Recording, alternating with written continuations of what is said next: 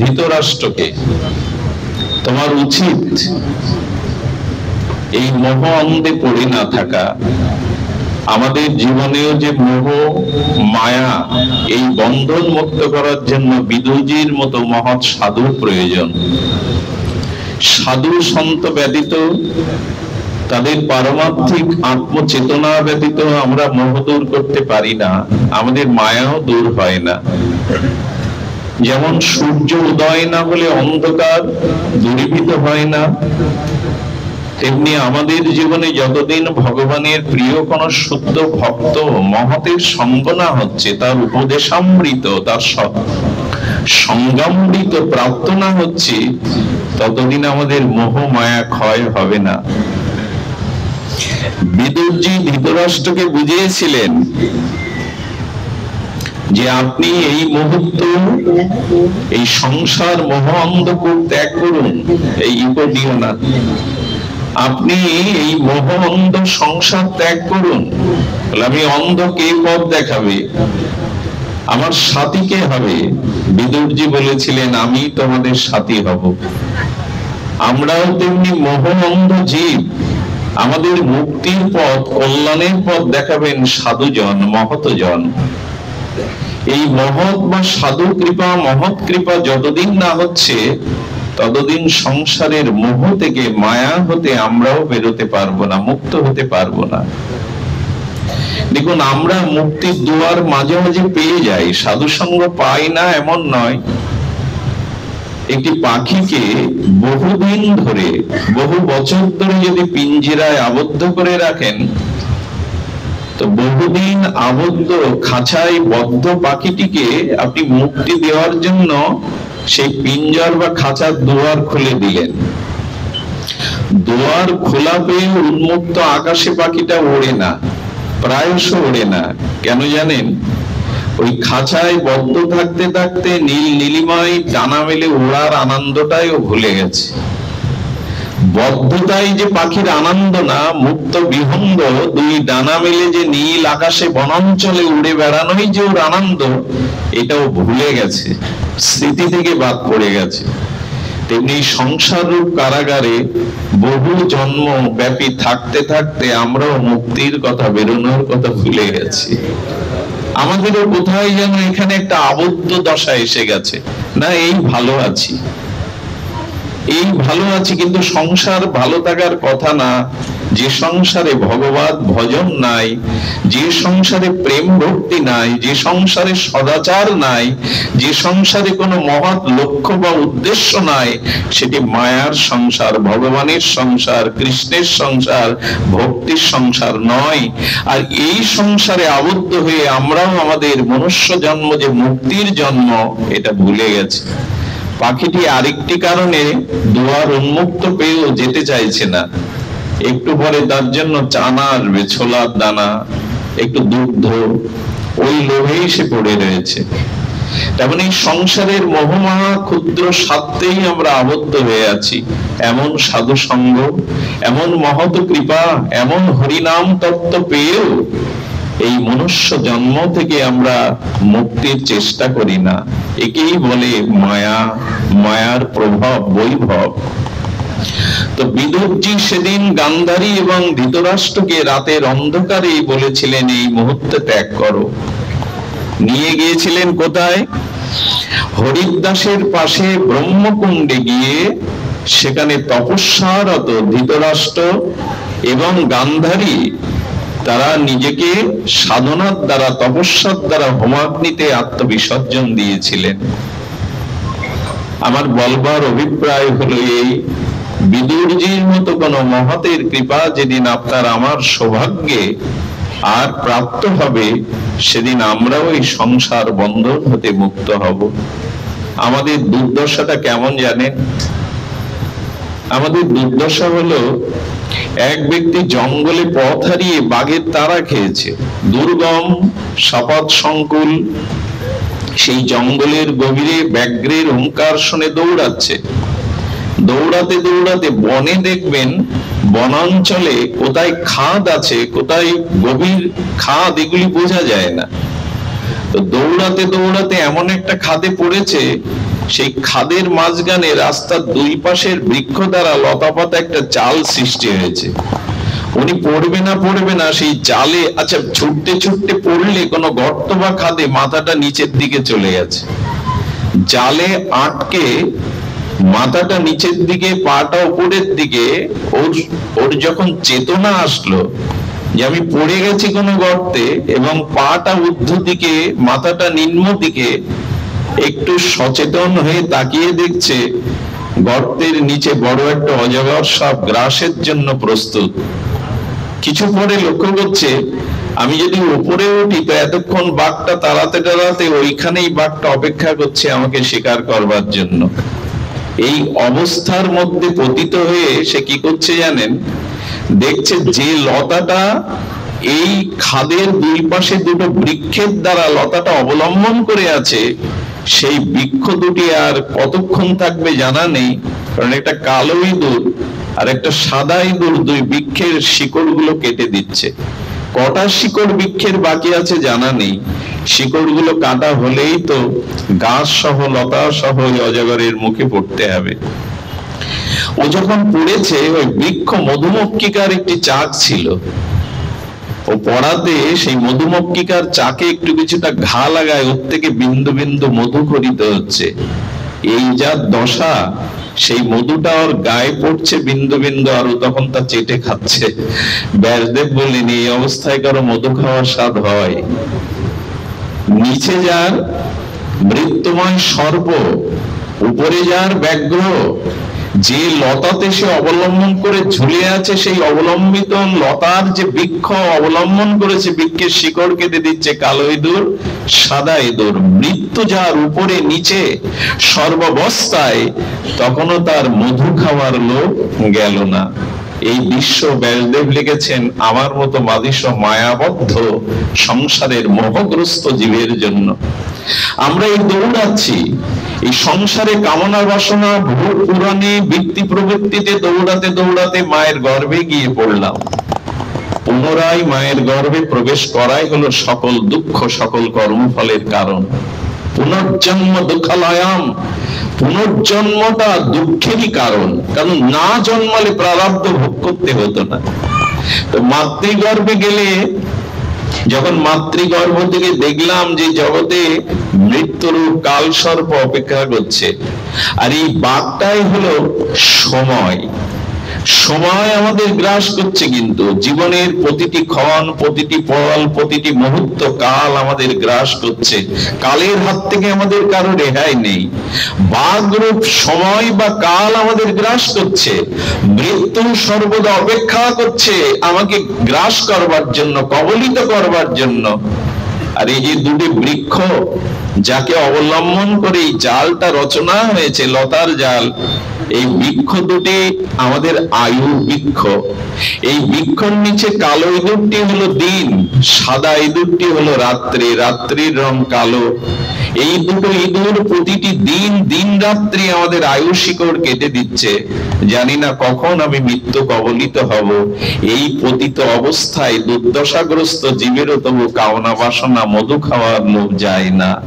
এটাই হলো বিস্ময়কর। এই জগৎ আমাদের এমন মায়া মোহগ্রস্ত করেছে, এর থেকে আমরা নিষ্কৃতি পেতে পারছি না। তাই হিমালয়ের ধারে হরিদ্বারে স্রোতস্বিনী সদ্যপাত নাশিনী গঙ্গার তীরে বসে ধৃতরাষ্ট্রের জীবনের অন্তিম সময়টায় ভগবানের ভজনের দ্বারা নিজেকে পুষ্পাঞ্জলি আত্মবিসর্জন দিয়েছিলেন ভজনে। আমাদের কি সময় হয়নি? আমরা কি এর থেকে বেরোবার মতো আমাদের মন চেতনা তৈরি হয়নি? তৈরি হতে হবে। এই জন্য ভাগবত অন্য কিছু না, এই মায়া থেকে বেরিয়ে আসার জন্য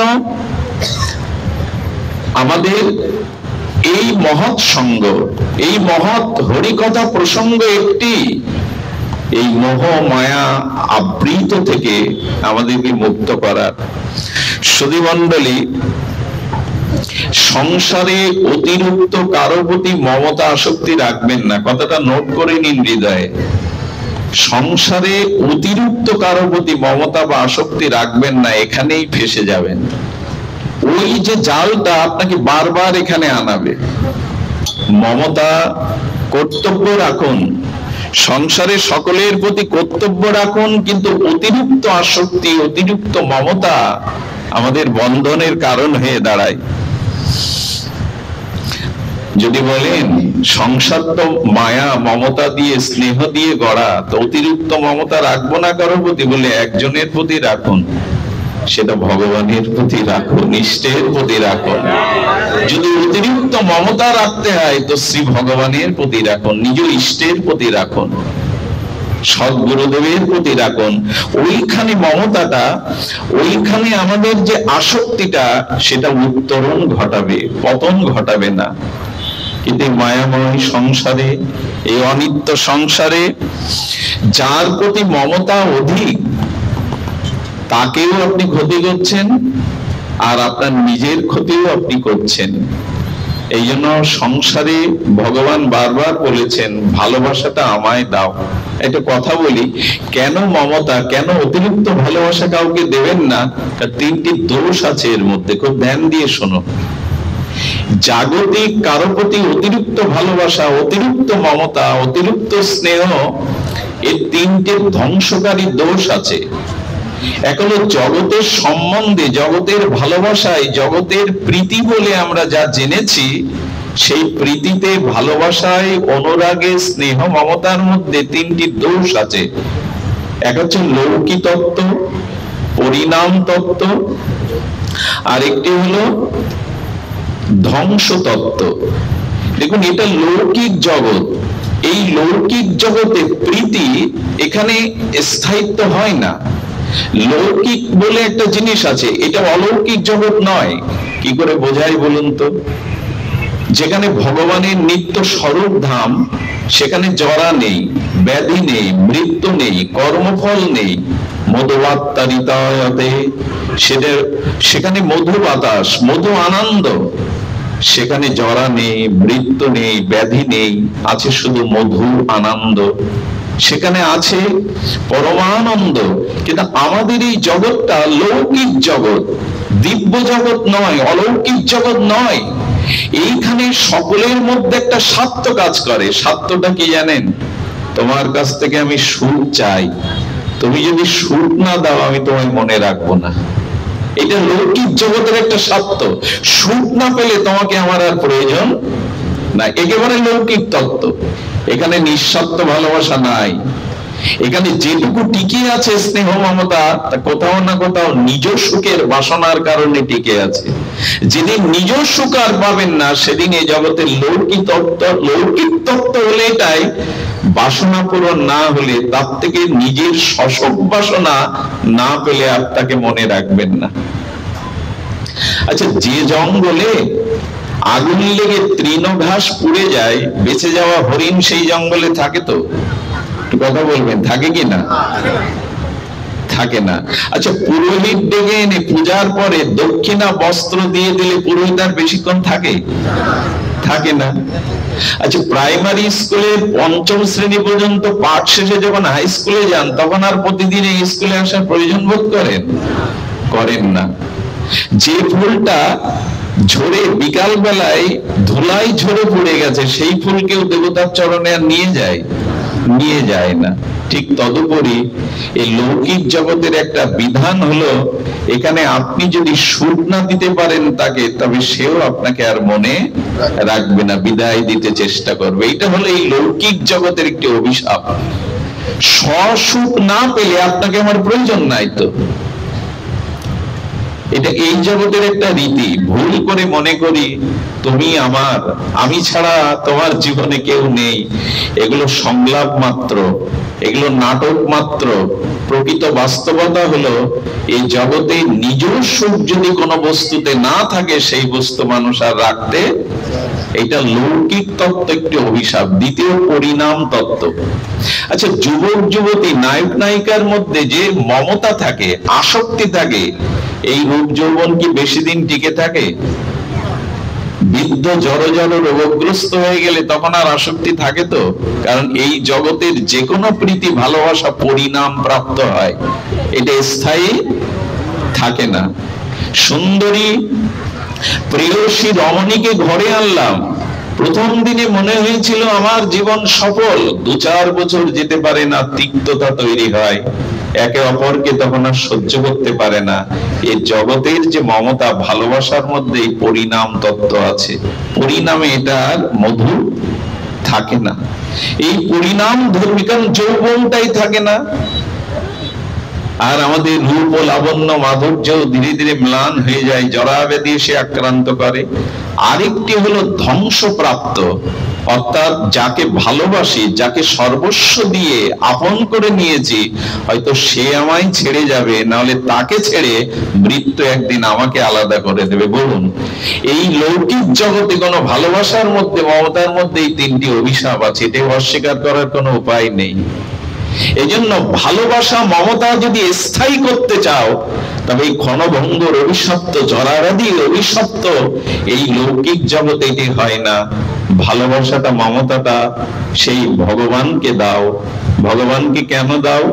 কারণ তার জরা নেই, তার মৃত্যু নেই, সে আমাদের কাছে অন্য কোনো সত্য চাই না। এই জন্য ভালোবাসা স্থায়িত্ব পায় রস ও আনন্দময় রসিক শেখর শ্রী ভগবানের প্রতি মমতা দিতে। এই জন্য আপনাদের কাছে বিশেষ অনুরোধ করব, সংসারে কর্তব্য করুন, দায়িত্ব পালন করুন। চাকরি করতে হয়, ব্যবসা করতে হয়, কর্ম করতে হয়, টাকা রোজগার করতে হয়, ছেলে মেয়ে মানুষ করতে হবে, বউ ছেলে মেয়ের প্রতি দায়িত্ব করতে হবে, এইটুকু করুন। কিন্তু অতিরিক্ত আসক্তি জগতে কারো প্রতি দিতে গেলে ওই জাল আপনাকে আটকে দেবে। মমতা যদি, আসক্তি যদি দিতে হয়, তো চির সুন্দরের দিকে দিন, যার ধ্বংস নাই, যার ক্ষয় নাই, যার নিত্য নবায়নমান, তাকে দিন। ভুলটা হয়ে গেছে এখানে, ভালোবাসাটা কোথায় দিতে হয় এটাই এখনো শিখতে পারিনি। হৃদয়ের যে অনুরাগ আছে, প্রীতি আছে, এটা যে কোথায় দিতে হয় এটা আজও আমার মতো মাদিসজীব জানিনি। তাই বিদুরের মতো ভক্তের এই কারণে প্রয়োজন যে, একটা জিনিস বলি আপনাদের। আচ্ছা, 8ম ক্লাসের ছাত্রছাত্রীরা, 8ম শ্রেণী না, মানে 8টা করে ক্লাস হয়, তো যখন 8 ক্লাসের পড়াশোনা মাস্টার দিতে থাকে, তখন ছাত্রদের কি দশা হয়? ঘন্টার দিকে নজর যায় কিনা? শেষ ক্লাস তো, ঘন্টার দিকে নজর থাকে, জলের বোতল, ব্যাগ, গ্রন্থগুলো গোছাতে থাকে কিনা? থাকে কিনা? ঘন্টাটা ধ্বনি পড়ার অপেক্ষা, তারপরে মুক্তির আনন্দে ক্লাসরুম থেকে দৌড়। আমার মনে হয় কি, বাবা কি থাক নাই, বসো বসো। আমার মনে হয় যখন 50 পেরিয়ে যাবে আপনার, আমাদের যাদের গেছে, আমার মনে হয় ঘন্টার দিকে দৃষ্টি দিয়ে গোছানোই ভালো। মৃত্যুর তো একটা ঘন্টা আসছে, 55 বা 50 হয়ে গেল মানে আমাদের বৈদিক শাস্ত্র বলেছিলেন বানপ্রস্থের কথা, এবার গুছিয়ে নাও, ধীরে ধীরে এখান থেকে যাওয়ার প্রস্তুতি নাও। সেই প্রস্তুতিটা হলো আর আসক্তি জাগিও না। কিছু মনে নেবেন না, এখন বৃদ্ধ বিদ্যাদের জড় জড় অবস্থা। যত বৃদ্ধ হয়, যত বয়স হয়, তত সংসারে আরো বেশি আসক্তি হয়। কে এলো, কে গেল, কে কি বাজার থেকে আনলো, এই দেখার খুব প্রয়োজন এখন। আমাকে এক শাশুড়ি বলছেন, আর পারি না, বৌমার অত্যাচারে, তার এই নিদারুণ নিষ্ঠুরতায়, বাবা আমি আর পাচ্ছি না, কোনো মন্ত্র বলতে পারো, উপায় বলতে পারো? বললাম, বুড়িমা যদি শান্তি চাও তো সংসার তো আর ত্যাগ করলে না, তবে চোখ বন্ধ করো। এই যে বৌমা কি খেলো, কে কাকে দিল, কে ঘরে আসলো, ছেলে বৌমার হাতে কি দিল, এটা দেখা বন্ধ করো, তাহলে শান্তি পাবে। যত বৃদ্ধ হই আমরা, তত বেশি সংসারের প্রতি আরো আমাদের মোহ জন্মায়। কেন? তোমার সময় এসেছে। আরে পাশের বাড়ি যেতে গেলেও মানুষ প্রস্তুতি নেয়। এক দেশ থেকে দেশান্তরে যেতে গেলে পাসপোর্ট, ভিসা, কত কি প্রস্তুতি। তোমার ডাক আসছে, তুমি প্রস্তুতি নেবে না? আমরা আগড়ে ধরতে চাই। আমি দেখেছি অনেক মুমূর্ষ মৃতপ্রায় মানুষের পাশে গিয়ে দেখেছি, বড় খোকা তুই কোথায়, মেজ খোকা তুই কোথায়, হ্যাঁ, স্ত্রীকে বলে, ওগো তুমি কোথায়, তোমাকে দেখছি না কেন। আর এই বলতে বলতে বিছানা বালিশ আগড়ে ধরে মরল। কারণ আগড়ে ধরার অভ্যাস সারা জীবন করেছে। ওই সময় যদি কাউকে না দেখে, তার ইষ্ট গোবিন্দকে দেখে বিছানা বালিশ আগড়ে না ধরে হাতটা উপরে তুলতো, হে গোবিন্দ নাও, হে প্রভু নাও। এই অভ্যাস তো সে করেনি।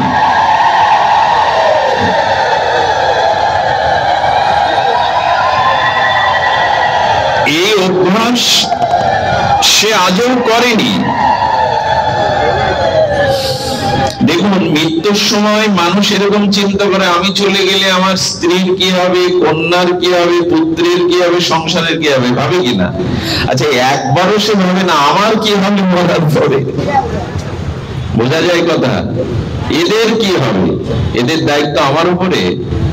আপনি আজই মারা গেলে পরিবারের যারা আছে তাদের কর্তা, তাদের ভাগ্য বিধাতা আপনি নন, ঈশ্বর। ওদের একরকম চলে যাবে, ওদের প্রারব্ধে যা আছে আপনি না থাকলে ওরা পাবে। আপনি ওদের ভরণ পোষণ কর্তা নন, ওরা ওদের প্রারব্ধ অনুযায়ী পেয়ে যাবে সবকিছু। মৃত্যুর সময় মেয়ের কি হবে, ছেলের কি হবে, বাড়ির কি হবে, স্ত্রীর, নিজের যে কি হবে মরার পরে, এই চিন্তা একটু করো। সময় এসছে। কথা বলো না মা, গরম একটু লাগুক। জয় শ্রী রাধে। সুধীজন, এই জন্য আমার কি হবে এই চিন্তাটা আপনার করতে হবে। এই জন্য তো ভগবান বিবেক দিয়েছিলেন, চেতনা দিয়েছিলেন, তোমার কি হবে তুমি চিন্তা করো। মৃত্যুর পরে অন্তত যাতে গতিটা সদ্গতি হয়, ঊর্ধ্বগতি হয়, এই প্রস্তুতিটা আগে থেকে নাও। আর আমাদের প্রস্তুতি সেই সংসার, সেই বিষয় আশায়, শয়নে স্বপনে জাগরণে ধ্যানে অনুধ্যানে চিন্তনে ওই সংসার। জানি না আমাদের গতি কি হবে, তবে মৃত্যুর আগে প্রস্তুতি নিন, আমি কোথায় যাব। আজ কিন্তু এই প্রস্তুতি নিতে পারেন, এখন থেকে কিন্তু আপনি এই প্রস্তুতি নিতে পারেন যে আপনি কোথায় যাবেন, কোথায় যেতে হবে। এই চিন্তা আপনাকে আমি করতেই হবে। তো এই জন্য আমরা নিবেদন করছিলাম যে এই আসক্তি মুক্তির জন্য উপায় একমাত্র মহৎ সঙ্গ, সাধু সঙ্গ। এই ভব শৃঙ্খল, এই মায়ার শৃঙ্খল একমাত্র মুক্ত করতে পারে সদ্গুরুদেব, মুক্ত করতে পারে মহাত্মাগণ। তারাই এই ধৃতরাষ্ট্রের মতো জন্মান্ধ, মোহ অন্ধ, জ্ঞান অন্ধ এদেরকে সংসারের মোহ থেকে মুক্তি করতে পারে বিদুরজি মহারাজের মতো পরম ভক্তগণ। আজ আমরা সৌভাগ্য পেয়েছি সেই সাধু সঙ্গে। আমার বলবার মতো ভাষা তত্ত্ব কিছুই নাই। আপনাদের উপস্থিতি দেখে মনে হচ্ছে হরি কথাকে আপনারা কত ভালোবাসেন, হরি কথা আপনাদের কত আসক্তি। পৃথিবীর সব থেকে কঠিনতম তপস্যা এখন আপনারা করছেন। আমার তো মনে হয় আপনাদের জায়গায় আমায় বসিয়ে দিলে আমার এই ধৈর্য নেই, আমি বসতে পারতাম। পৃথিবীর সব থেকে কঠিন তপস্যা কি জানেন? এই তীব্র দাবদাহ গরমে মাটিতে বসে একজনের কথা নীরবে 2 ঘন্টা শুনতে হবে। এর থেকে কঠিন কাজ পৃথিবীতে দ্বিতীয় নাই। আপনি ভাগবত ছাড়া অন্যখানে এক নাগাড়ে 1-1.5 ঘন্টা 2 ঘন্টা কারো কথা নীরব থেকে আপনি শুনতে পারবেন না। সে রাজা মহারাজ হোক, তার সামনে আপনি 2 ঘন্টা কথা না বলে উত্তর না দিয়ে থাকতে পারবেন না। এখানে চা নাই আপনাদের জন্য, সম্ভাষণ নাই, শীতল বাতাস নাই, মাটির উপরে বসেছেন, দাঁড়িয়েও বা আপনাদের 2টি পায়ে ভর করে শারীরিক কত কষ্টের মধ্যে দাঁড়িয়ে নীরবে আছেন। পৃথিবীতে এর থেকে বড় তপস্যা নেই যে একজন কথা বলবে আর একজন নীরবে বসে বসে তা শুনবে। এই তপস্যারই প্রয়োজন, এটাই প্রস্তুতি, এটাই আমাদের দিব্য চেতন পথের আলোর পথে প্রস্তুতি। এটা এভাবেই সাধু সঙ্গের দ্বারা, মহৎ অনুগ্রহের দ্বারা, শাস্ত্রের মর্মাত্ম অনুভূতির দ্বারা আসুন আমরা পথ রচনা করি। আমাদের পথ এভাবে রচনা করতেই হবে, দ্বিতীয় কোনো পথ খোলা নেই। আপনাদের মনে পড়ে পরীক্ষিত মহারাজ যেদিন অভিশপ্ত হলেন আর শ্রমিক ঋষির আশ্রমে, কারণ কি? পরীক্ষিত মহারাজের মতো পাণ্ডবদের উত্তরসূরি চক্রবর্তী সম্রাট, এত বড় বৈষ্ণবজন, তার এই জাতীয় মনোভাব কেন এলো? আমি আপনাদের ছোট করে একটু বলি। যেদিন সর্পের মালা শ্রমিক ঋষির গলে পরিয়ে দিলেন রাজা অভিমানে যে আমি রাজা, আর রাজা প্রজার কাছে ঈশ্বর স্বরূপ, বিভূতি স্বরূপ, আমি তোমার কাছে পানীয় জল প্রার্থনা করছি তৃষ্ণা, তুমি কপট ধ্যানে বসে আছো। তুমি কপট হয়ে বসে আছো, আমার কথা শুনছো না। উনি তো ধ্যানে নিমগ্ন। একটা কথা বলি, জগতের তৃষ্ণার কথা মানুষ ভুলে যায় যদি ভগবত প্রেমামৃত তৃষ্ণা তার হৃদয়ে প্রাপ্ত হতে থাকে। ভগবত তৃষ্ণা যত গাঢ় হবে, জগতের তৃষ্ণা তত কমবে। তো জগতের কথায় ধ্যান থাকবে কোথায়? মনির তিনি তো হারিয়ে গেছেন অন্তর জগতে, মনোজগতে তার ইষ্ট চরণে নিজেকে সমর্পিত করেছেন। রাজা যখন মৃত সর্পটা দিয়ে পরীক্ষা, এই সর্পটা দিল, যে গলে সর্প দিলে তার বাহ্যিক চেতনা ফেরে কিনা, কপট কিনা, সে কপটতা করছে কিনা। একটা কথা বলি, কাউকে অপমান করা মানে অপমানটা নিজের ডেকে নেওয়া। আপনি যখনই কোনো মহৎকে, শ্রেষ্ঠকে অপমান করলেন, জানবেন অপমানটা আপনি নিজেই নিয়ে নিলেন। উনি মরার সাপ ওনার গলে দিয়ে দিলেন, আর অভিশাপটা হলো কি, জ্যান্ত সাপ তোমাকে মারবে। অন্যকে অপমান করতে চাইবেন না, অপমানটা আপনার জন্য প্রস্তুত নিয়ে বসে থাকবে। এই কথাগুলি আমরা ভুলতে বসেছি। অন্যকে ছোট করে, অন্যকে পেছনে টেনে ধরে এগিয়ে যাওয়াই এখন প্রগতি, এখন সভ্যতা। কিন্তু না, অন্যের দুপুটা চোখের জলের যদি আপনি কারণ হন, আপনাকে ওর থেকে 100 কোটি গুণ চোখের জল দিয়ে তা শোধ দিতে হবে। এরই নাম জগৎ। কাউকে কাঁদাবেন না, নিরপরাধ কাউকে কাঁদালে কিন্তু কোটি জন্ম আপনাকে। আমার একটা কথা খুব মনে পড়ে, কাঁদানোর কথাটা। যেদিন পরতত্ত্ব অখণ্ড অদ্বয় ভগবান শ্রীকৃষ্ণ কংস নিধন করে দেবকী বসুদেবকে কারাগারে শৃঙ্খল মুক্ত করতে গিয়েছিলেন, সেদিন দেবকী কৃষ্ণের কাছে একটা প্রশ্ন করে বসেছিল, তুমি ভগবান আমি জানি, তুমি চতুর্ভুজ নারায়ণ রূপে, দীপ্ত জ্যোতিপুঞ্জ রূপে আবির্ভূত হয়েছিল এই কারাগারে, আমি জানি, কিন্তু একটা উত্তর দাও তো। উত্তর না দিয়ে আমি তোমার প্রণাম নেব না। প্রশ্নটা হলো, তোমার মতো ভগবানকে আমি গর্বে ধারণ করেছি, কিন্তু তোমার মতো ভগবানকে পুত্র রূপে পেয়েও কেন তোমার মুখে মা ডাক শুনতে পাইনি? আমার বুকের স্তনের দুগ্ধ খলিত হয়ে পড়ে গেছে, বুকের বসন ভিজে গেছে, তোমার মুখে দিতে পারিনি। বলতে পারো কোন অপরাধ? ভগবানকে পেয়ে যার মুখে মা ডাক, বাৎসল্য প্রেম পাইনি আমি, আমার বুকের দুগ্ধ ঝরে গেছে কারাগারে, বসন ভিজে গেছে, তোমার বদনে তুলে দিতে পারিনি। এই প্রশ্নের উত্তর আগে দাও কৃষ্ণ। ভগবান তখন বলছেন, মা আমার দিকে পুনরায় তাকিয়ে দেখো। যেই দেবকী তাকালেন, দেখলেন ওখানে পরতত্ত্ব ভগবান শ্রীকৃষ্ণ নয়, রাম মূর্তি ধনুর্ধারী। মনে পড়ে, মা ত্রেতা যুগে যখন কৈকেয়ী রূপে তুমি আমাকে বনবাসে পাঠাও, কৌশল্যা তোমার চরণে পড়ে বহু অনুনয় করেছিল চোখের জলে, কৈকেয়ী রে আমি তোর দাসী হয়ে থাকবো, কিন্তু রামের মা বলা ডাক হতে তুই আমায় বঞ্চিত করিস না। সেদিন কৌশল্যার চোখের জল, মাতৃত্বের ব্যথা তোমার হৃদয়কে বিগলিত করেনি। মনে পড়ে, মা কৌশল্যাকে কাঁদিয়েছিলে, এই জন্য এই জন্মে তোমাকে কাঁদতে হচ্ছে।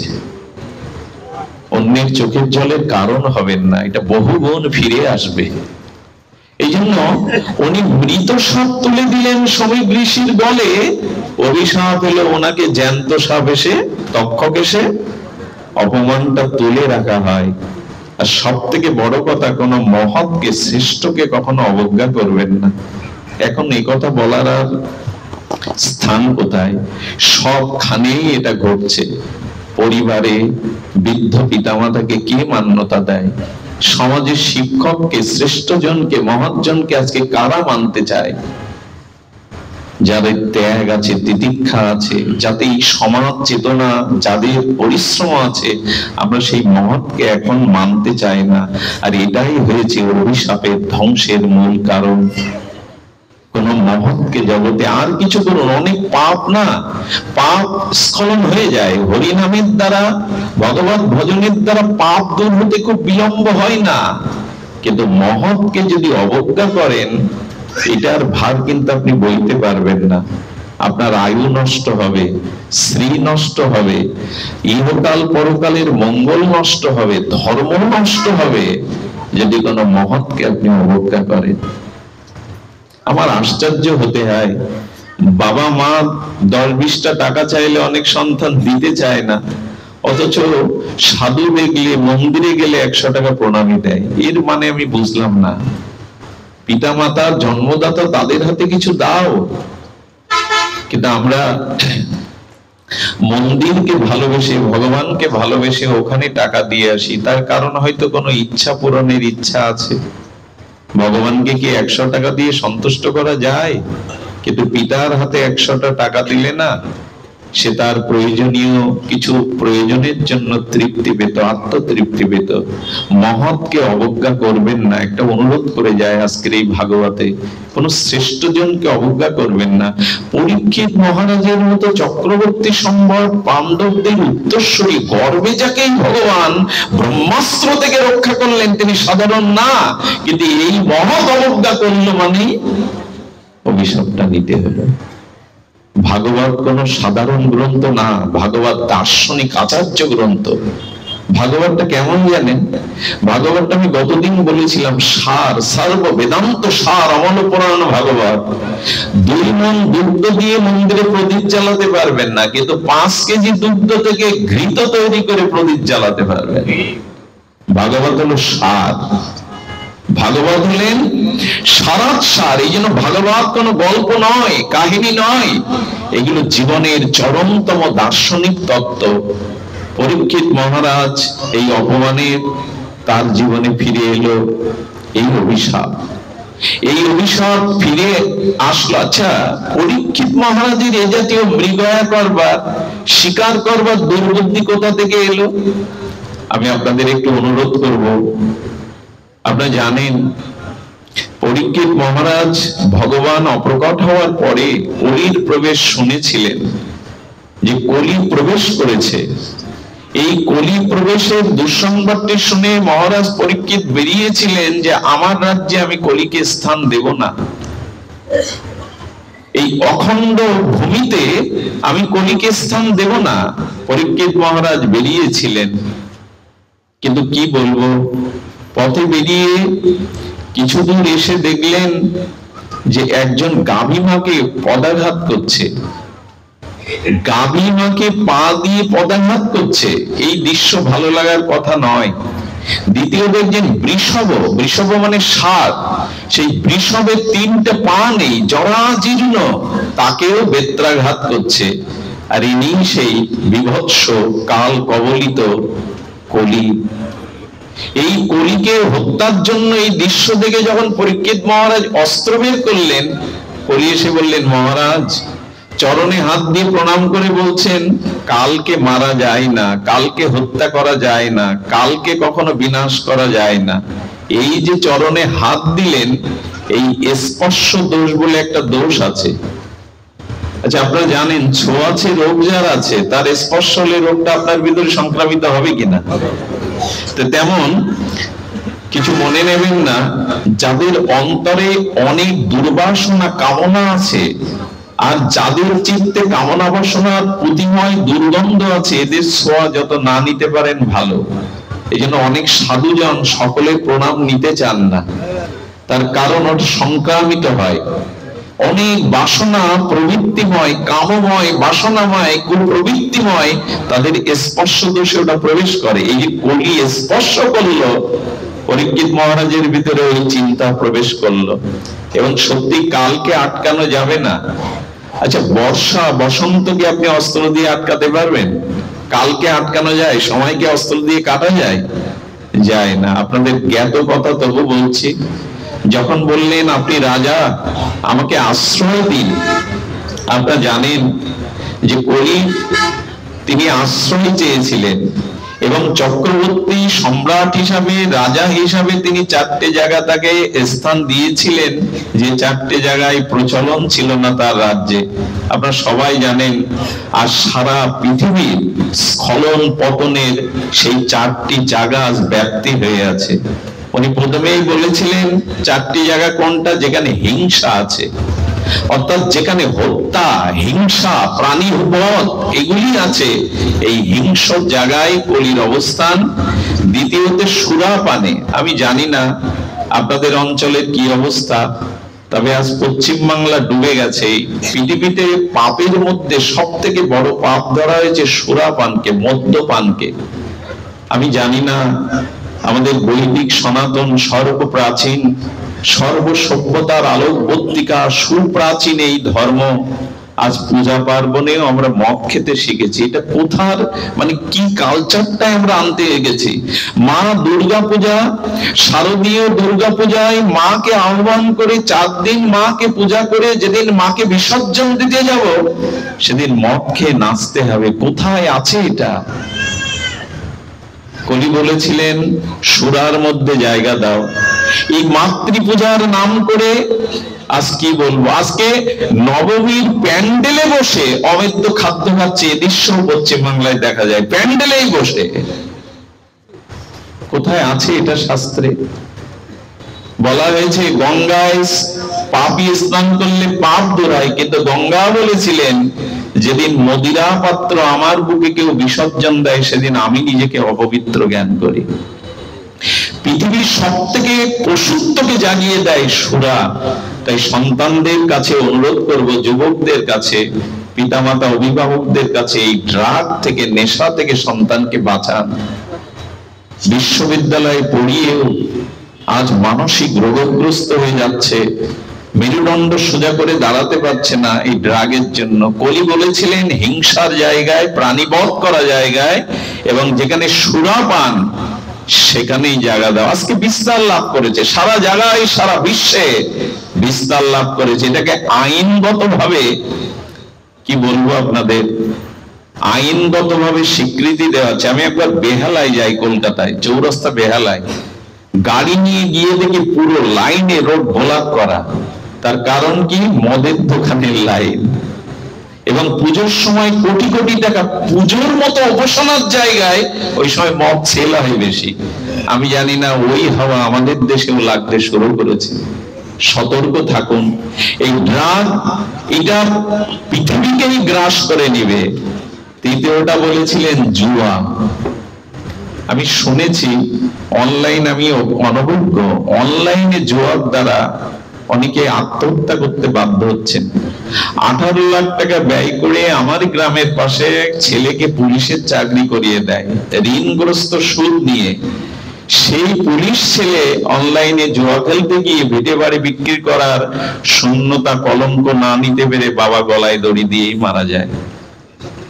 এগুলি থেকে ভাগবতে, চেতনায়, আধ্যাত্মিকতায় যে সম্প্রদায় আপনার ভালো লাগে, যে উপাসনা আপনার ভালো লাগে, যে গুরুতত্ত্ব আপনার ভালো লাগে, একটাকে জড়িয়ে ধরুন, নাহলে উপায় নাই। পারিবারিক ভাবে যদি ধর্ম চর্চা শুরু না করেন আগামী প্রজন্মকে পথ দেখাতে পারবেন। যারা মধ্যপুরে পড়েছে আরো পড়বে। আজ এখানে কোনো যুবক নাই, কোনো যুবতী নাই যারা সমাজকে গড়বে। তারা কোথায় এখন? তারা জালে আটকে গেছে, নেটওয়ার্ক জালে, এখানে নাই তারা। এই জন্য অনুরোধ করবো পারিবারিক ভাবে, শুধু মন্দিরে আরতি পূজা ধর্ম অনুষ্ঠান নয়, পারিবারিক ভাবে চেতনাটা দিন আধ্যাত্মিকতা। তা না হলে এই জুয়াই শেষ করে দেবে। চতুর্থ জায়গা চেয়েছিলেন পরীক্ষিত মহারাজের কাছে, পরস্ত্রীতে আসক্তি। বলাই বাহুল্য আজকে আমাদের সামনে কোনো ভালো সাহিত্য নেই। আমি জানি না আপনাদের ইন্ডিয়ান চ্যানেলগুলো এখানে চলে কিনা। এক একটি সিরিয়ালে এক একটি পুরুষের, এক একটি নারীর সম্পর্ক 2-3 জনের সাথে আজকে দেখানো হচ্ছে। এটা সাহিত্য হতে পারে? এটি কি বঙ্কিম শরৎ সাহিত্যের অনুকরণ, রবীন্দ্রনাথের, নজরুলের সাহিত্য? এটা আমাদের কি দেখানো হচ্ছে, কি শেখানো হচ্ছে? যে সম্পর্ক বহু থেকে বহুতর করা যায়। আরে রামচন্দ্রকে গুরুদেব বশিষ্ঠ বলছেন, হে রাম, সীতা এখন বনবাসে, যজ্ঞ করতে গেলে সীতাকে ফিরিয়ে আনতে হবে। সীতা এখন ফিরবে না, তুমি দ্বিতীয় বিয়ে করো। স্ত্রীকে, সহধর্মীকে বামে না বসিয়ে যজ্ঞ করা গুরুদেব বশিষ্ঠ বলছেন।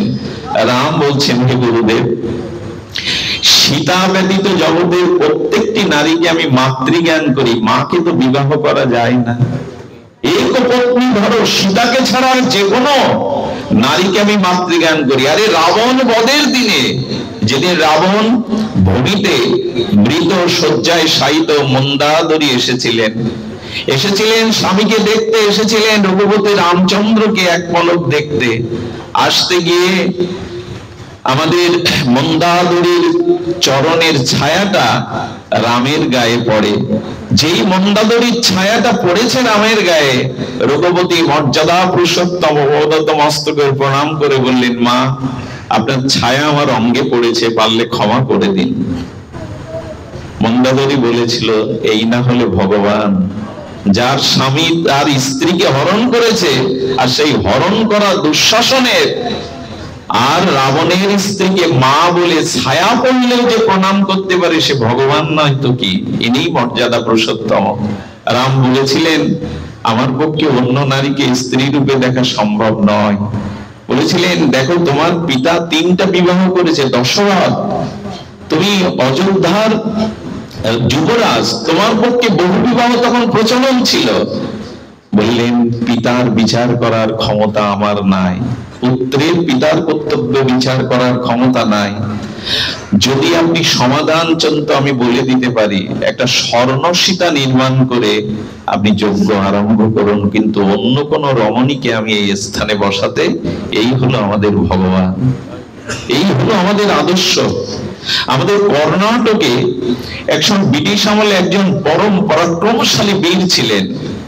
সেই বীরের মাধুর্যে, তার বীর্যে, তার শৌর্যে, তার পরাক্রমে পুরো কর্ণাটক তাকে সম্মান জানাতো। দীর্ঘদেহী, তেজময়, দীপ্তময় পুরুষ, আদর্শের একটা প্রতীক তিনি। একটা রমণী তার শ্বেত শুভ্র ঘোড়াকে আগড়ে দিয়ে বলছেন, আমার একটা অনুরোধ রাখতে হবে, আমার একটা প্রস্তাব আছে। বললেন, আমি চাই তোমার মতো একটি সন্তান আমার গর্ভে আসুক, এই জন্য আমি তোমাকে স্বামী রূপে চাই। উনি অকৃতদার, বিবাহ করেননি। বললেন, আপনার কথা আমি প্রাসাদে গিয়ে শুনবো, আসুন। প্রাসাদে গিয়ে তাকে আসনে বসিয়ে পায়ে প্রণাম করে বলছেন, আমাকে বিয়ে করে আমার মতো সন্তান গর্ভে ধারণ করবেন কি? আজ থেকে আমি আপনার পুত্র সারা জীবনের মতো। বিবাহ করেননি উনি। এই আদর্শ কোথায়? এই জন্য অনুরোধ করব, এই যে একটা জাল জড়িয়ে যাচ্ছে, সমাজ ব্যবস্থা এমন জায়গায় চলে যাচ্ছে, এর থেকে বাঁচুন। এই জন্য বলেছিলেন, পরস্ত্রীতে, জুয়াতে এবং মদ্যপানে এবং যেখানে প্রাণীবধের হিংসা আদি হয়, এইখানে কলির অবস্থান। আরেকটি অবস্থানের কথা বলেছিলেন, অঢেল ধনসম্পদ যাদের আছে, অঢেল ঐশ্বর্য যাদের আছে, আর ওই ঐশ্বর্য ধনসম্পদ যদি মঙ্গলময় কাজে, সমাজের সৎ বা কল্যাণ কাজে, ভগবত কাজে না লাগে, তবে এই অর্থ একদিন তাকে কাল কবলিত কলিতেই ফেলে দেবে। এই জন্য অর্থ যেমন অনার্থ, অর্থ যেমন পরমার্থ, দুটোই আছে অর্থের মধ্যে, শুধু দিক নির্ণয় করা দরকার। কথাগুলি এই কারণে বললাম, সমাজকে বাঁচাতে গেলে, আমাদের অস্তিত্বকে বাঁচাতে গেলে, বৈদিক সনাতন আদর্শ বুকে নিয়ে জীবনটাকে অত্যন্তিক মঙ্গলময় করতে গেলে এই জিনিসগুলি থেকে দূরে থাকার কথাই কলি সতর্ক করেছিলেন। কিন্তু আমি জানি না, পাহাড়ের মাটির ঢেলা ছুড়লে যে অবস্থা হয়, ঢেলাটাই গুঁড়ো হয়ে পড়ে যায়, পাথরের কিছু হয় না, পাহাড়ের কিছু হয় না। আজ হয়তো ক্ষুদ্র মাদিসও আমার কথাও তদ্রূপ, কারো কাজে হয়তো আসবে না, তবে এই কথাগুলো বলতেই হবে। এই কথাগুলো ভগবত দর্শন জানিয়েছে, এর থেকে বাঁচো। সেই কলি কাল কবলিত হয়ে প্রশ্নও করেছিলেন পরাজয় পরীক্ষিত, হে বৃষভ, হে বৃষভ, আপনার 3 পা নেই, 1 পায়ে কেন দাঁড়িয়ে আছেন? বলেছিলেন, কলিতে এটাই ঘটবে। দেখুন, ধর্মের 4টি পদ, ধর্ম দাঁড়িয়ে থাকে 4টে স্তম্ভের মধ্যে। একটি হলো সত্য, দ্বিতীয়টা হলো সত্য, শৌচ, দান, আরেকটি হলো তপ। সত্য, তপ, শৌচ, দানম, এই 4টি হলো ধর্মের অঙ্গ। ধর্ম পোশাকে প্রতিফলিত হয় না পুরোপুরি। ধর্ম মালা, তিলক, পোশাকে নির্ণয় হয় না। পোশাকটা প্রয়োজন, পোশাকটা যে প্রয়োজন, মালা তিলক প্রয়োজন নয় এমন নয়, কিন্তু বাস্তবিক ধর্ম এই 4টির উপরে দাঁড়িয়ে আছে। সত্য যদি থাকে তো ধর্ম দাঁড়িয়ে আছে। আজ এটার বড় অভাব। সত্য থেকে আমরা অনেক সত্যাং বদ ধর্মং চর, এটাই ছিল বেদের মন্ত্র, সত্যকে আঁকড়ে ধরো। আচ্ছা, সত্য কাকে বলে? অপরের হিতের কল্যাণে যতটুকু দেখেছি, যতটুকু অনুভব করেছি, প্রীতি বা ভীতির দ্বারা প্রভাবিত না হয়ে কায় মনো বাক্যের দ্বারা ততটুকু প্রকাশের নাম সত্য। আবার বলি, যতটুকু দেখেছি, যতটুকু অনুভব করেছি, ততটুকু স্নেহ বা ভয়ে অতি আসক্ত করে, কম বেশি না করে, কায় মনো বাক্যের দ্বারা, মন যা বলবে, বাক্য যা বলবে, সেই কায় মনো বাক্যের দ্বারা ততটুকু অপরের হিতের জন্য প্রকাশ করার নামই সত্য। আপনাদের মনে পড়ে 18 বছরের ক্ষুদেরামকে দেশবন্ধু চিত্তরঞ্জন দাস বলেছিল, ক্ষুদেরাম একবার কোর্টে দাঁড়িয়ে বলো বোমাটা তুমি ফেলোনি। ক্ষুদেরামের মতো 18 বছরের এই কিশোর যুবক বলেছিলেন, গীতা আমাকে মিথ্যা বলতে শেখায়নি, সত্যের উপরেই আমার সনাতন দাঁড় করেছে। আমি ফাঁসির কাস্টে নিজে ঝুলবো ফাঁসির দড়িতে, কিন্তু মিথ্যা বলতে, একটা মিথ্যা বললে ক্ষুদিরামের এই প্রথম স্বাধীনতা আন্দোলনের শহীদ হতো না। আজ আমরা সত্যকেই যেন ভুলতে বসেছি। সত্য কি বস্তু, এরপরে আমাদের খুঁজে বেড়াতে হবে সত্য কাকে বলে। এই জন্য ধর্ম দাঁড়িয়ে আছে সত্যের উপরে, এটা অনেকটা শিথিল হয়ে গেছে। দ্বিতীয় ছিল তপস্যা। তপস্যা কি আছে আমাদের? তপস্যা বলতে নিজের তাপকে সহ্য করা, কষ্টকে সহ্য করা। এই যে সুখ দুঃখ, মান অপমান, শীত গ্রীষ্ম, এগুলিকে যে যত ভগবানের দিকে চেয়ে, পরমের দিকে চেয়ে এগুলো সহ্য করতে পারে, স্থিতিবদ্ধ হতে পারে, তারই নাম তপস্যা। যেমন এখন আপনারা তপস্যাই করছেন, এই কায় ক্লেশ স্বীকার করে যে সাধু সঙ্গে হরিকথা শ্রবণ করছেন, এই তাপ সহ্য করার নামই হলো তপস্যা। তৃতীয়টা শৌচ। কিন্তু দুঃখের বিষয়, আমি গতকাল কোথায় শৌচের একটা কথা বলতে গিয়ে দেখি কিছু কমেন্ট এসছে। কি বলে তাকে, সেই কমেন্টে লিখেছে যে না, মলমূত্র ত্যাগ করে কাপড় বদলাতে হবে, জল শৌচ করতে হবে। কোথায় পেয়েছেন? আজগুবি গল্প, ব্যবসা করছেন? এরকম কথাও শুনতে হয় আমাদের। জানি না এখন সৎ কথাটাও বলবার মতো পরিবেশ নাই। শাস্ত্রে আছে, সুচিতা না হলে, সদাচার না হলে ঈশ্বর পাওয়া যায় না। তবে হ্যাঁ, বাইরের হাত ধোয়া, পা ধোয়া, বারবার আস্পন করাই শুধু সুচিতা না, ভেতরে হিংসা না থাকা, অপরের উন্নতি দেখে হৃদয়ে জ্বালা না হওয়া, এটাই হলো সুচিতা। ভেতরে বাইরে দুটোই দরকার। বাইরে দরকার না এমন নয়, মন ঠিক থাকলে হলো। সেটা কখন? বাইরেও ঠিক হওয়ার প্রয়োজন আছে। সদাচার প্রয়োজন, যেমন অন্তর সদাচার, বাইরের সদাচার। অন্তর সদাচার তো জল দিয়ে হবে না, লোকের উন্নতি দেখে যেন হৃদয়ে জ্বালা না হয়, অন্যের সুখ দেখে, কল্যাণ দেখে যেন তোমার চিত্ত প্রসন্ন হয়, দুঃখ না পায়, অপরের হিংসা, অপরের ধ্বংস চিন্তা না করাই হলো ভেতরের শুদ্ধিতা। এটা যেমন দরকার, বাইরের সদাচারও দরকার। দ্বিতীয় হলো দান। এই দান শ্রেষ্ঠ কি? বস্ত্র দান, অন্ন দান, বাসস্থান দান, রোগীকে ঔষধ দান, কন্যাদায়গ্রস্তকে অর্থ দান। দান অনেকগুলি, সবকিছু শ্রেয়, কিন্তু সর্বশ্রেষ্ঠ দান হলো যেটা আজকে হচ্ছে, সকলকে একত্রিত করে ভাগবত চেতনা দান। ভক্তি দানই হলো, ধর্ম দানই হলো সর্বশ্রেষ্ঠ দান। আরে অন্ন দিলে ক্ষুধা আবার লাগবে, বস্ত্র দিলে এটা আবার মলিন হবে, ঘর বেঁধে দিলে ঘর ভেঙে যাবে। কিন্তু যদি মানুষকে ধর্ম, চেতনা, আধ্যাত্মিকতা দান করতে পারেন, সে দান অক্ষয় হয়ে থাকবে। এই জন্য যারা অর্থ ব্যয় করে, কায়িক পরিশ্রম দ্বারা এই জাতীয় ভাগবত ধর্ম আলোচনার অনুষ্ঠানাদি করেন, এটাই হলো সর্বশ্রেষ্ঠ দান। আর বাইরের দানের আজ বিড়ম্বনা। আজকে বাইরের দান মানে কেমন জানেন? আগে ক্যামেরাম্যানকে, ফটোগ্রাফারকে, সংবাদপত্রের ফটোগ্রাফারকে সামনে রাখা, একটা ধুতি দিতে গেলেই ক্যামেরার শট আগে, যেন কালকে পত্রিকায় যায়। এটাকে দান বলে? শাস্ত্র বলছে যেটা দক্ষিণ হস্ত দিয়ে যাচ্ছ, যেন বাম হস্ত এখন ছবি তোলার জন্যই দান। আরে একবার একজন শুনেছেন যে দান করতে হয় গোপনে, নাম প্রকাশ করতে নেই। তো তিনি 10,000 টাকা একটা অনুষ্ঠানে দান করার পর উসকুস করছে, এত লোকের নাম বলছে, আমি 10,000 দিলাম, আমার নাম বলবে না? তো ঘোষককে অনুষ্ঠানের শেষ হওয়ার কিছুক্ষণ আগে ডেকে বললেন কি, আপনি কাজ করুন, আপনি মাইকে ঘোষণা দিন যে 10,000 টাকা যিনি দান করেছেন তিনি এই আসরের মধ্যেই আছেন। বলার পর কিছুক্ষণ পর বলছে, একটা বলুন, উনি তৃতীয় বেঞ্চিতে বসে আছেন, গোপনে নাম বলা যাবে না।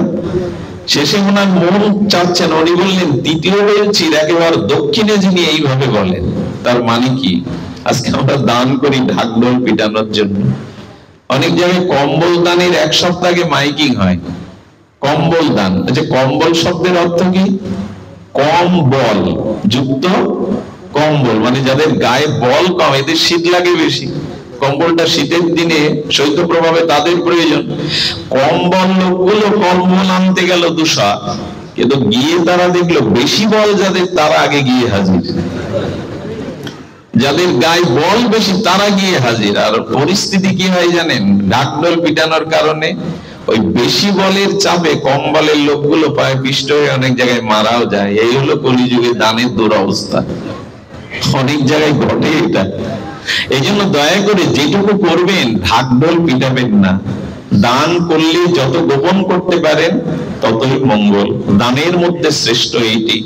সব কিছু কেমন ভেঙে চুরে টর্নেডো ঝড়ের মতো সব ওলট পালট হয়ে গেছে। ধর্মের সেতুটা যেন ভেঙে গেছে। আর এপার ওপার গতাগতির জন্য যে সেতুটা ছিল, প্রবল টর্নেডো ঝড়ে সেতু ভেঙে গেছে, আর ধর্মের সেতুটাও ভেঙে গেছে। না আছে সত্য, না আছে শৌচতা, না আছে তপস্যা, না আছে দান। বাইরে শুধু বিজ্ঞাপনের হয়ে গেছে সবকিছু।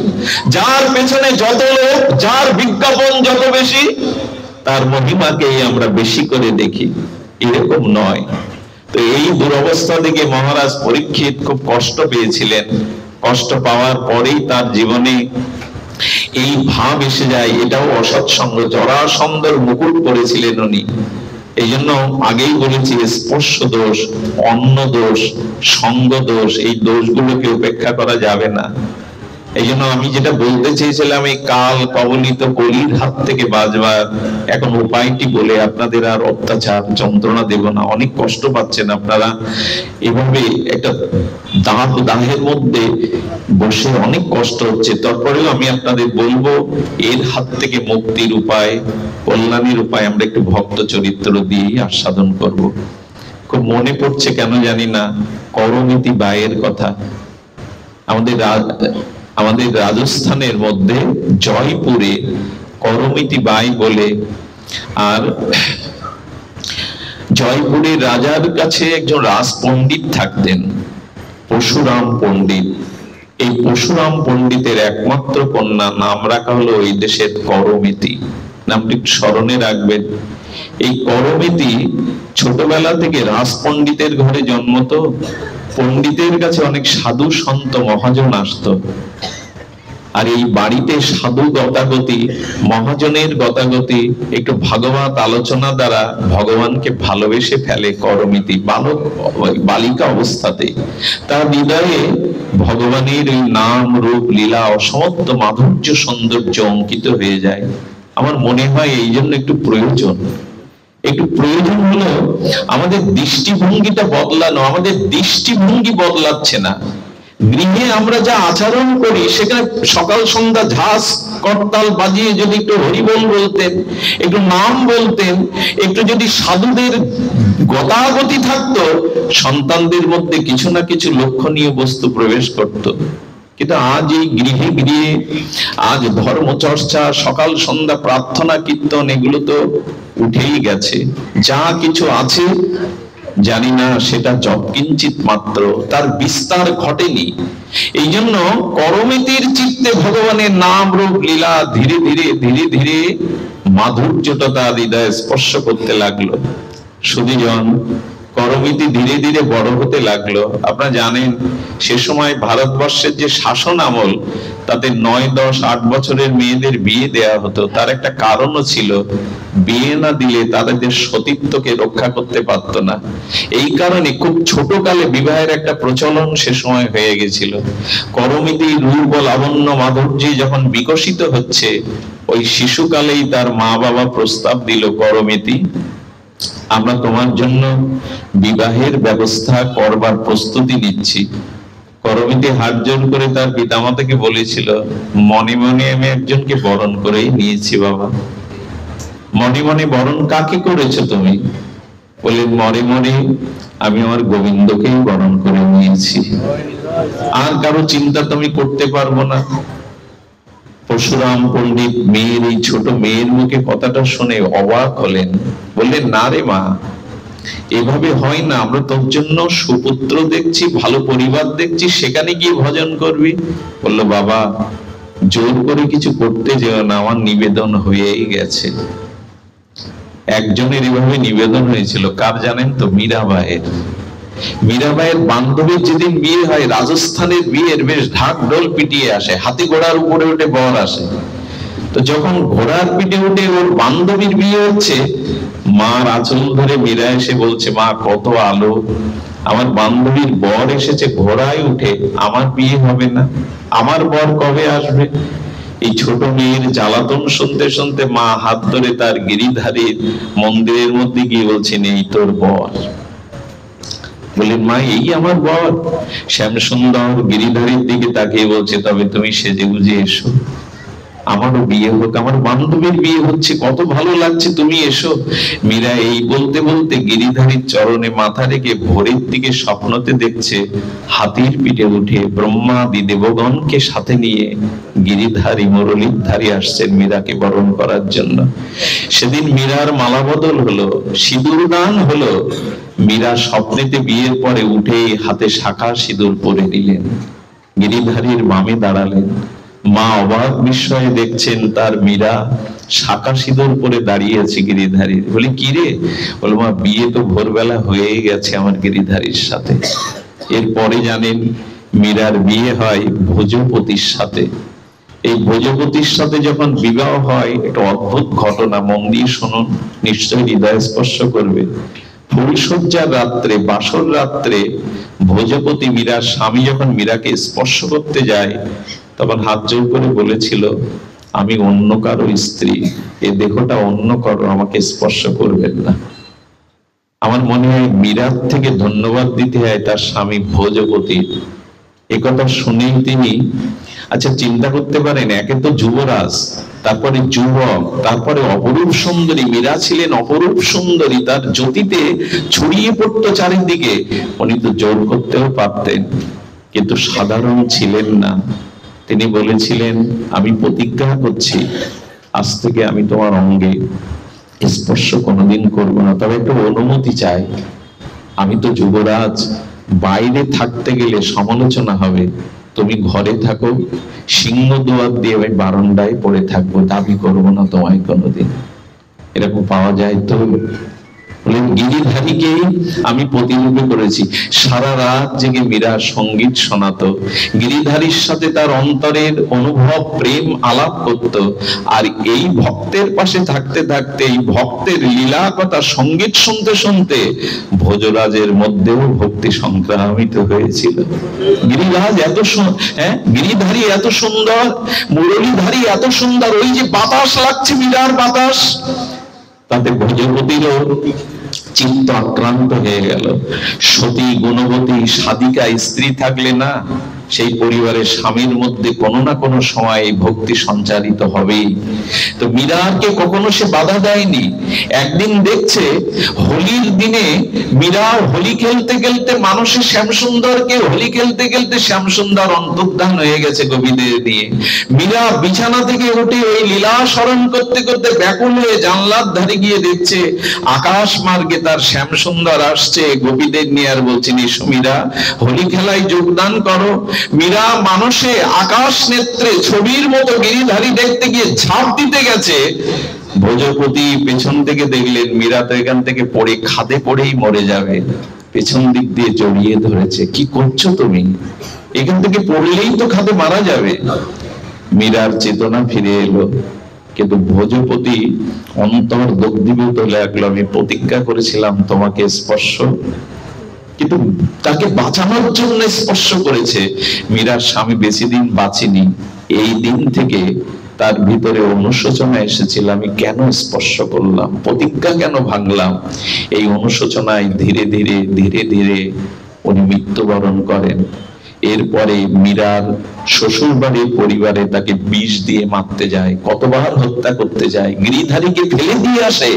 3 দিন পর গিরিধারী এসে উপস্থিত হন আবার মীরার কাছে। কম অত্যাচার করেনি তার শ্বশুর বাড়ির লোকজন। মারা যাওয়ার সাথে সাথে পণ্ডিত এলো আর খবর কর্মে এসে বলছে, মীরা, আমাদের সনাতন বৈদিক সভ্যতায় বিধবাদের কেশ মুন্ডন করতে হয়, তোমার কেশ ফেলে দেওয়া হবে, শাখা সিঁদুর ভাঙা হবে।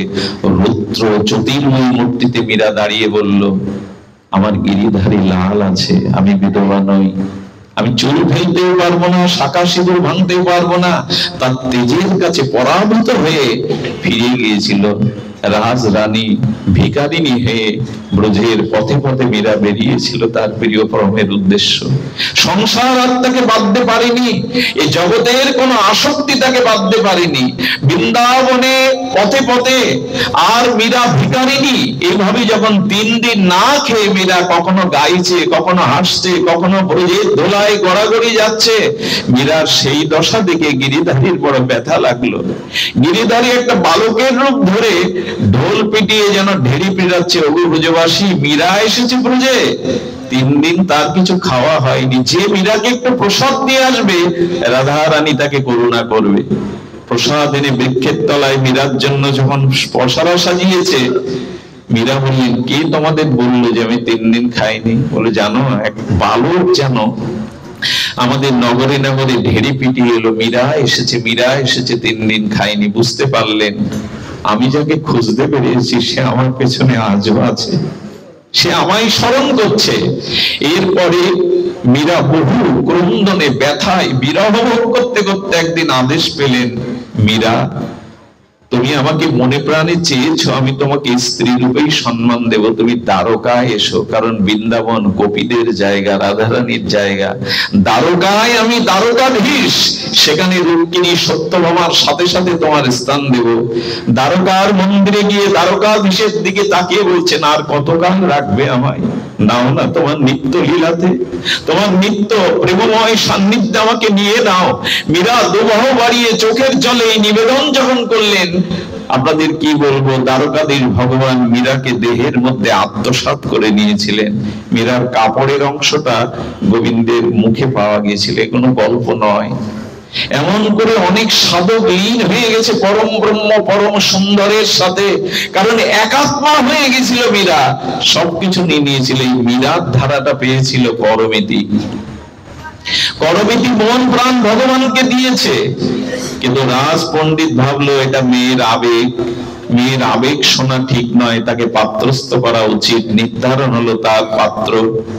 বিয়ের দিন যত এগিয়ে আসতে লাগলো, তীব্র বৈরাগ্যের অনাল চলতে লাগলো করমিতির। আমার মনে হয় যাদের ভিতরে একবারে জেগে গেছে তাদের সংসার বাঁধতে পারে না। সংসার থেকে ভাব উদয় হওয়া ভালো, কিন্তু কেউ কেউ আছে জাল ছিঁড়ে বেরিয়ে যায়। দেখবেন জাল ফেললে পুকুরে না, কিছু মাছ আছে এত বুদ্ধিমান, তারা আগে থেকেই লাফ দিয়ে জালে ধরা পড়ে না। তো করমিতি সন্ধ্যার আধার দিকেই বেরিয়ে পড়লো ব্রজের উদ্দেশ্যে। শুনুন মন দিয়ে, ব্রজের উদ্দেশ্যে যেতে যেতে যখন ভোরের আলোতে প্রকাশ হয়ে গেল, করমিতি সংসার ত্যাগ করে চলে গেছে, সঙ্গে সঙ্গে পরশুরাম পণ্ডিত রাজার কাছে গিয়ে বলল, একটু সেনা পাঠান, আমার করমিতি একমাত্র সুলক্ষণা কন্যা, তাকে ছাড়া বাঁচবো না। রাজা যখন চারিদিকে সেনাদি পাঠালেন, করমিতি এক মরুর বুকে গিয়ে কি দেখলো জানেন? এখানে কোনো গ্রাম নেই, লুকাবার কোনো জায়গা নেই, কিন্তু ভগবান তো একটা উপায় করবে। একটা উট মরে পড়েছিল, আর সেই উটের পেটটা খেতে খেতে সিগাল কুকুর শপথ সংবল প্রাণী খেতে খেতে ওর মধ্যে একটা মানুষ আস্ত বসে থাকতে পারে উটের পেটটা, আর ওখানে পোকা, কি দুর্গন্ধ! এটা আপনি আমি তার কাছে যেতে পারবো না, কিন্তু ওর মধ্যেই ঢুকলো করমিতি। 3টে দিন ওর মধ্যে ছিল। বলতে পারেন ওই দুর্গন্ধে পোকামাকড়ে কি করেছিল? আচ্ছা, সিগাল কুকুর ওকে খায়নি, ওর মধ্যে থেকে করমিতি কি করেছিল জানেন? ভগবানের নাম জপ করতেছিল। নামের এমন মহিমা আছে না, নাম যদি হৃদয় থেকে উচ্চারিত হয়, নাম নিতে নিতে নামই নামের মধ্যে প্রকাশ হতে হতে তার দেহটা এত চিন্ময় হয়ে যায়, বাইরের কোন অশুদ্ধতা তার কাছে আর পৌঁছাতে পারে না। আরে হরি নামে বিষ অমৃত হয়, অশুদ্ধতা শুদ্ধ আসে। আমি কি বলবো আপনাদের, নাম নিতে নিতে নিতে ওই মরা পচা দুর্গন্ধ পোকামাকড় সিগাল কুকুর ওকেও ছিঁড়ে খায়নি, কারণ নামময় মূর্তিতে ওর মধ্যে বসে আছে। আমি আপনাদের বলবো, কিছু কিছু সাধুর পাশে যাবেন, তারা স্নান হয়তো করেনি 2-10 দিন, ওই একটা কাপড় কীর্তন করতে করতে ধুলায় মাখানো, কিন্তু তাদের পাশে গিয়ে দেখবেন একটা দিব্য গন্ধ আসে, পবিত্র গন্ধ। আমরা সাবান মেখে, স্নান করে, পারফিউম মেখে, কত সেন্ট বডি স্প্রে করার পরেও দুর্গন্ধ যায় না। তার কারণ কি জানেন? ভক্তি তো নাই, ভজন তো নাই, ভেতরে বাইরে শুদ্ধতা আসে না। আচ্ছা, লোহাকে অধিকক্ষণ আগুনের মধ্যে রাখলে লোহার মধ্যে আগুন প্রবেশ করবে কিনা? এবং যারা নিত্য নিরন্তর হরিনাম করতে থাকে শুদ্ধ হৃদয়ে, হরিনাম তার ভেতরে বাইরে এত শুদ্ধ করে দেয় যে মহাপ্রভু কীর্তন করতে করতে যে ঘামটা আসতো, ওই ঘামে এসে মৌমাছি বসতো, ভ্রমর বসতো। এক ভক্ত একদিন ওইটা জিভে দিয়ে দেখে খাঁটি টাটকা মধুর মতো মিষ্টি, ভেতরটা এতটা শুদ্ধ হয়ে যায় হরি নামে। শুধু আমরা এটা লক্ষ্য করলাম না। পরশ পাথরে ছোঁয়ালে যদি লোহা সোনা হয়ে যায়, একটা পাথরের যদি এই গুণ থাকে, তো যিনি হরিনাম পরশ পাথর হৃদয়ে সর্বদা ছোঁয়াচ্ছেন, তার হৃদয় কি হয়ে যায়? পরিশুদ্ধ হয়ে গেছে, এই জন্য গন্ধটা পাইনি। আপনি আমি তো এখানে বসতেই পারবো না। আরেকটা জিনিস বলি, যত ভজন করবেন তত দেহ মন শুদ্ধ হতে থাকবে। তাদের জ্যোতির দিকে তাকালে আসরিক মানুষেরও হৃদয়ে শুদ্ধতা কাজ করবে। এই জ্যোতিটা সাধকদের থাকে, দেখবেন যারা সাধক না তাদের দিকে তাকিয়ে দেখবেন, যারা নিত্য নিরন্তর ভগবানের দিব্য নামকে, ভক্তিকে, যারা হৃদয়ে, সরলতাকে হৃদয়ে, তাদের একটা আলাদা জ্যোতি থাকে। এই জ্যোতির সামনে অশুদ্ধ আসরিক ভাবাপন্ন মানুষ গিয়েও সে আসরিক শক্তি প্রকাশ করতে পারে না, কিছুটা নত হয়। এটাই তো সাধুদের, সাধকদের তেজ, যে তাদের ভজন জ্যোতিতে এটা হয়ে যায়। দেখতে পেল না, 3 দিন সেনারা না পেয়ে চলে গেল। আরে আমাদের ঋষভদেবের কথা ভাগবতে আছে। ঋষভদেব ভগবানেরই এক অবতার, তার এত সুনাম ছড়িয়ে পড়লো, তার কাছে রোগ সারাতে পুত্রহীন পুত্রের জন্য যেতে যেতে এত ভিড় লেগে গেল। ঋষভদেব বললেন, এই তাহলে তো আমার ভজনই হবে না। উনি কি করলেন জানেন? ভজনকে সুরক্ষা করবার জন্য উনি ওখানে মলমূত্র ত্যাগ যেখানে করতেন, ওর পাশে বসে থাকতেন, যাতে এখানে কি ওটা না দেখে আসে। কিন্তু একদিন লক্ষ্য করা গেল, ভগবান ঋষভদেব ভজন করতে করতে এত শুদ্ধ হয়েছেন যে তার মলমূত্রের গন্ধটা 2-1 কিলোমিটারের মধ্যে শুদ্ধ গন্ধে রূপান্তরিত হয়েছে। এ হয়তো আপনাদের কাছে গল্প লাগবে, গল্প নয়। যাদের চিত্ত শুদ্ধি হয় না, যাদের শরীরটা চিন্ময় হয়ে যায় ভজন করতে করতে, তাদের মধ্যে বিশেষ গুণাবলীগুলো প্রকাশ হয়। নাভি হয় নাকি? সিদ্ধ গৌর কিশোর দাস বাবাজি নবদ্বীপে ভিড় ঠেকাবার জন্য ইট কাঠ ঝোপ ঝাল লতা পাতার মধ্যে বসে কয়েক মাস নাম করেছিলেন। ওনার দেহ রক্ষা করার পরে ওনার এক শিষ্য ওখানে নাম করতে বসে দেখে ইট থেকে, কাঠ থেকে, লতা থেকে হরিবোল হরিবোল শব্দ ভেসে আসছে, ওর মধ্যে থেকেই শব্দ ভেসে আসছে। আরে আমাদের তারক সরকারের, গুরুচাঁদ হরিচাঁদের আদরের দুলাল তারক সরকার কবি গানের জন্য ঢাকাতে গেছেন, আর ওনার সাথে যারা থাকে তাদের মধ্যে একদিন ময়না পাখি কিনেছে একজন। কেন জানেন? গুরুচাঁদের কাছে এটা দিয়ে আসবে বলে ময়নাকে হরিবল বলাবে।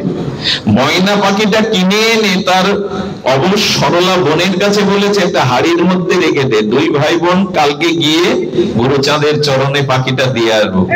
এই সরল বালিকাটি বুঝতে পারেনি হাড়ির ওপরে সরা দিয়েই ঢাকা দিয়ে দিয়েছে। পাখি আর বাঁচে?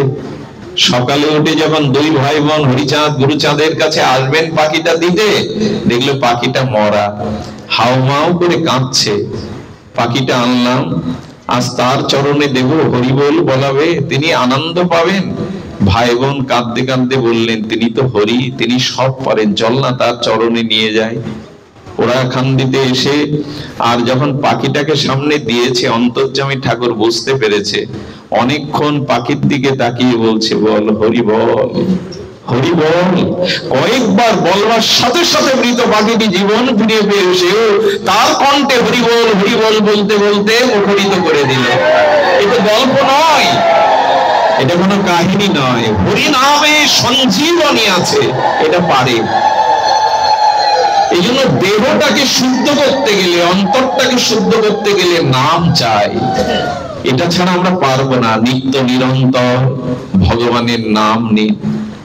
আমি মাঝে বলছিলাম এই হরি বল শব্দটা এত কেন জানেন? আচ্ছা, হরি বলতে পারলে, আমি যদি বলি হরি, আপনি হরি বলেন, কিন্তু হরি বল মানে, হরি বল মানে আমি হরি বলছি আর আপনাকে নিবেদন করছি হরি বল। আপনিও বিনয় যখন বলছেন হরি বল, তখন আপনিও আমাকে বলছেন, অর্থাৎ এটা নিবেদন করাচ্ছে হরি বল। হরি বল সাধারণ শব্দ নয়। এই দেখুন এর অর্থ কি দাঁড়াচ্ছে। হরি বলে কয়টা অক্ষর বাবা? চারটে। হ, র, ব আর ল।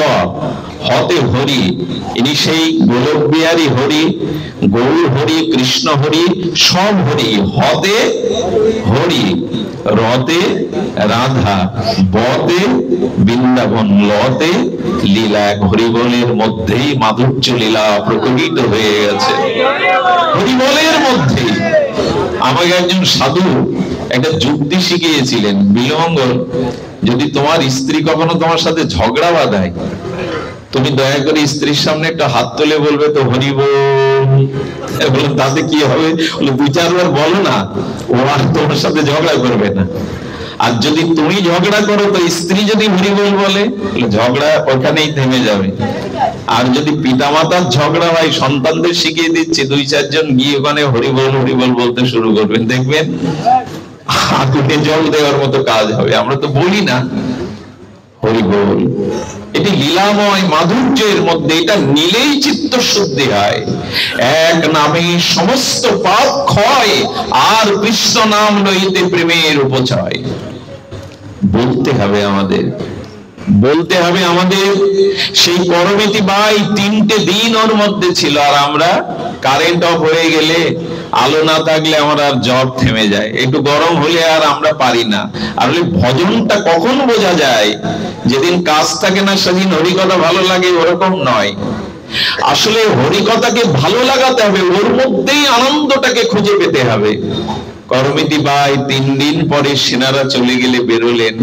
শ্রীনাম বৃন্দাবনে ব্রহ্মকুণ্ডের ধারে বসে তার মুরলীর ধারীকে একান্তে তিনি স্মরণ করতে লাগলেন। সুরবিন্দ 1 বছরের মাথায় তার পিতা খুঁজতে খুঁজতে বৃন্দাবনের অলিতে গলিতে সকল জায়গায় খুঁজতে খুঁজতে গিয়ে দেখে ব্রহ্মকুণ্ডের ধারে তারই একমাত্র কন্যা আদরের করমিতি বাই চোখ বন্ধ করে তার ইষ্টদেবের নামে রত হয়েছে। মেয়েকে গিয়ে বললেন, মা রে, মা আমি তোর বাবা। অনেকবার ডাকের পর তার চেতনা ফিরল। বলে আমি এসেছি, চল মা। আর তোর বিবাহের ব্যবস্থা আমি করবো না, তুই ঘরে বসে বসেই ভগবানকে ডাকবি, চল। বাবার দিকে তাকিয়ে বলল, ব্রজে এলে বুঝি আর ফিরে যেতে হয়? এই তো শেষ ঠিকানা, যেখানে নিত্য রাধা মাধবের বিলাস লীলা, সেইখানেই শেষ ঠিকানা। এইখান থেকে তো আর ফিরে যাওয়ার জায়গা নেই বাবা, তুমি ফিরে যাও। মনে করবে তোমার করমিতির মৃত্যু হয়েছে, এই করমিতি সে করমতি নেই বাবা। আমি সর্বস্ব আমার যুগল চরণে সঁপে দিয়ে আমি তারই হয়ে গেছি। তুমি ফিরে যাও, এখানে তুমি আমাকে আর পাবে না। এ কথা শুনে ফিরে গিয়ে রাজাও এসেছিলেন একবার করমিতি, আমি ধাম করে দেব, মন্দির করে দেব। রাজাকে করমিতি বলেছিলেন, আপনি তো রাজমিস্ত্রি, ইটকাঠ পাথর দিয়ে মন্দির করবেন, আর বৃন্দাবনের লতা পাতার মধ্যে কুঞ্জ মন্দির রচনা হয়ে আছে যুগলে। এই মন্দিরেই তো আমি আছি, এই মন্দির ছেড়ে কোথায় যাব? রাজা দেখেছিলেন, অনুভব করেছিলেন করমিতির মধ্যে প্রজোপিতি, মাধব প্রীতি। তিনি ওখানে ছোট একটা কুটির করে দিয়ে বলেছিলেন, থাক মা, এখানে থেকেই ভজন কর। এই যে ভক্ত চরিত্র, এই যে ভগবানের প্রতি আসক্তি, এটাই আমাদের জীবনের অন্যতম শ্রেষ্ঠ চাওয়া, এটাই পাওয়া। ভক্তির মধ্যে দিয়ে আমাদের চিত্তে এমনি করে জেগে উঠুক। জীবনে অনেক কিছু চেয়েছি, অনেক কিছু পেয়েছি, কিন্তু তাতে পরিপূর্ণতা নাই। পরিপূর্ণতা একমাত্র যদি ভগবানকেই চাইতে পারি। আমি শুরু করেছিলাম, জগতে আসক্তি কারো প্রতি প্রবল রাখবেন না। যদি আসক্তি থাকে তো ভগবানকেই দিন। যদি আসক্তি প্রবল দিতে হয় তো রাধা মাধবকে দিয়ে দিন। এই আসক্তি আপনাকে ওখানে কল্যাণ করে দেবে, কিন্তু সংসারের মোহময় আসক্তিতে আমরা যেন ফেসে না যাই। সুধীবৃন্দ, আমি জানি না এই অঞ্চলটা কত শুদ্ধ, কত পবিত্র, তার কারণও আছে। প্রয়াত প্রাতঃস্মরণীয় প্রভুজ্য চরণ গণেশ পাগলের স্থান এটা, ওনারই মহিমা এটা। না হলে আমার মতো নরকের নর্দমার মূর্খ এই নরধম, এই উপস্থিতিতে আপনারা এত এত শুদ্ধ ভক্তগণ একত্রিত হতে পারেন, এটা আমার কাছে পরম প্রাপ্তির। আর এটা প্রাতঃস্মরণীয় পরম আচার্য দিনের বন্ধু গণেশ পাগলেরই মহিমা। যে অঞ্চলে একজন মহাপুরুষের জন্ম হয় না, 16 যোজন সেখানের মাটিটা পবিত্র হয়ে থাকে। হয়তো আমরা যারা প্রদীপের নিচে অন্ধকার থাকে, তো মহাপুরুষের জন্মস্থলে জন্মালে আমরা বুঝতে পারি না। কিন্তু বৃন্দাবন দাস ঠাকুর বলেছে, যেখানে একজন ভগবানের মহাত্মার জন্ম হয়, 16 যোজন, এক এক যোজন মানে 2.5 কিলোমিটার, 16 যোজন মাটি ভক্তি স্নাত পবিত্র হয়, যদি বিশ্বাসে সেই মাটিকে ধারণ করা যায়। তো আজ আপনাদের এই অঞ্চলে এই মহাত্মাদের যে দিব্য চরিত্র, দিব্য আদর্শ আছে, এই আদর্শকে বুকে নিয়ে আসুন আমরা ভক্তির পথে এগিয়ে যাই। মোহ এবং মায়া যদি আসক্তি জাগাতে হয়, তো প্রিয় পরমের প্রতি আমার আসক্তি যাক।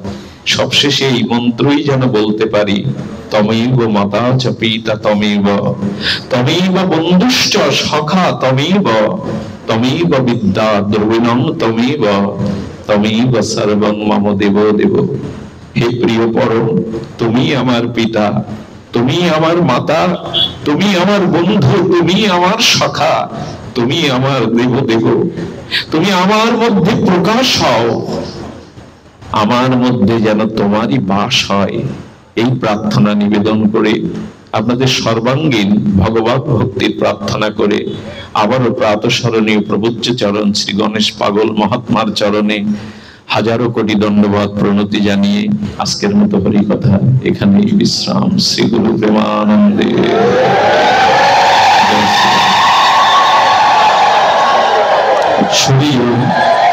একান্ত অনুরোধ, আপনারা প্রসাদ নিয়ে তবে গৃহে যাবেন। একান্ত বিনীত অনুরোধ, প্রসাদ নিয়ে তবে গৃহে যাবেন। আমি দাদাজিকে অনুরোধ